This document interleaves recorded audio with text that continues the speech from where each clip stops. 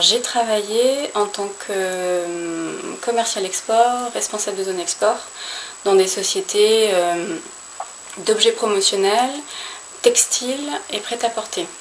Donc j'ai développé des franchises à l'étranger, donc dans les pays de l'Est, en Europe, en Union européenne.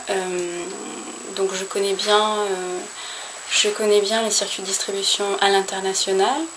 Je connais bien aussi le fonctionnement de l'économie au niveau national puisque j'ai travaillé aux côtés des entreprises à Nantes Métropole en tant que chargée de développement économique. Donc c'est pour ça que quand j'ai répondu au poste de la communauté d'agglomération, en fait j'arrivais avec ces deux types de compétences. Compétences dans le privé de développement, de prospection, d'investisseurs en franchise ou de clients. Et compétences en développement économique et d'accompagnement des entreprises. Alors, mes missions à Saumur, c'est très simple. C'est de prospecter des entreprises, de les faire venir sur le territoire et de faire en sorte qu'il y ait le plus possible de création d'emplois.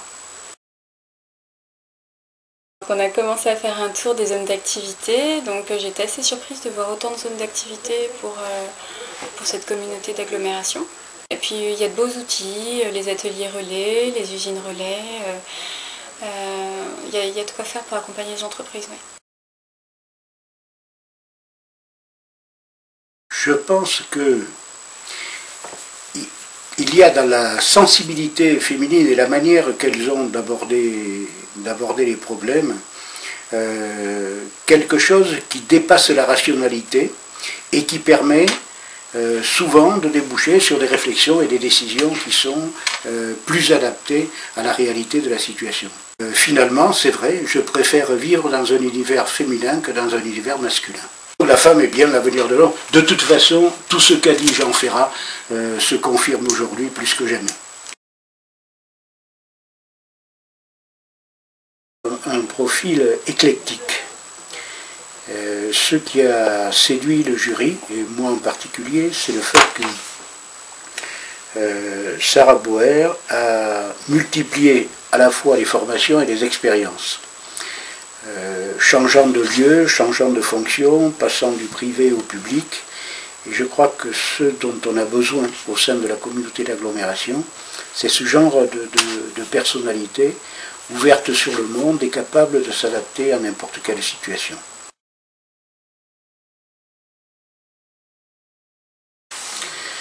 Quand on a créé l'agence de développement en 2000, c'était parce qu'il n'existait pas à l'époque, au sein de la collectivité, au sein des collectivités, de personnes et de services capables d'avoir avec les entreprises des contacts opérationnels. Et donc on a pris le pari et le parti de faire que cette association soit animée et présidée par les industriels eux-mêmes. Et Yves Grélier, à cause de son histoire et de ses fonctions antérieures, a eu dans ce cadre-là une liberté plus que totale.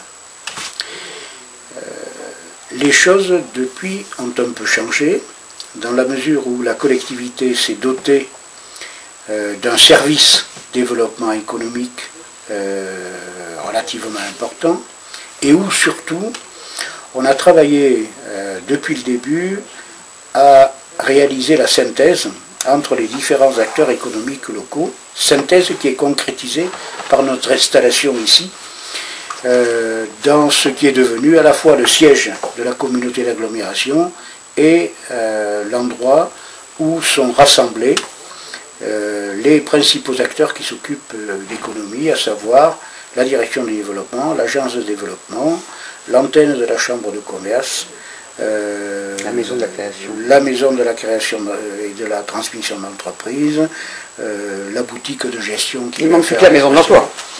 Et la maison de l'emploi est à une portée d'arbalète. L'objectif essentiel étant de mettre tous les moyens de manière intégrée au service du développement économique. Alors, est-ce que ça change les missions?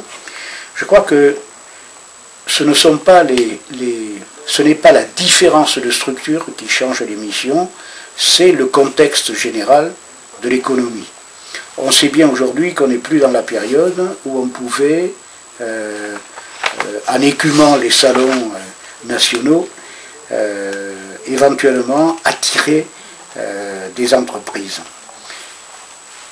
L'époque de la décentralisation qui a commencé dans les années 70 s'est terminée dans les années 90.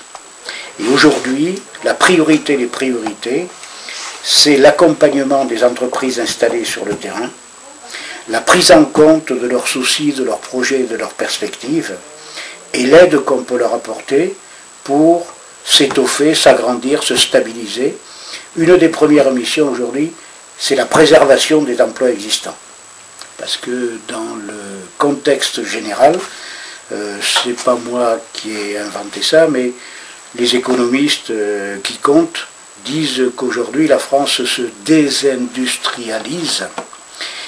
Et comme le Saumurois n'est pas réputé pour être en première ligne dans ce domaine, notre souci aujourd'hui, c'est d'accompagner les entreprises présentes sur le terrain, de soutenir le projet. On a un très bel exemple avec Euramax, qui après avoir failli mourir, parce que ça a été quasiment le cas, est en train de développer un projet qui va lui permettre de retrouver le nombre de salariés qu'ils avaient avant la crise et qui va lui permettre d'occuper dans le domaine de la sous-traitance automobile une place nationale, voire internationale.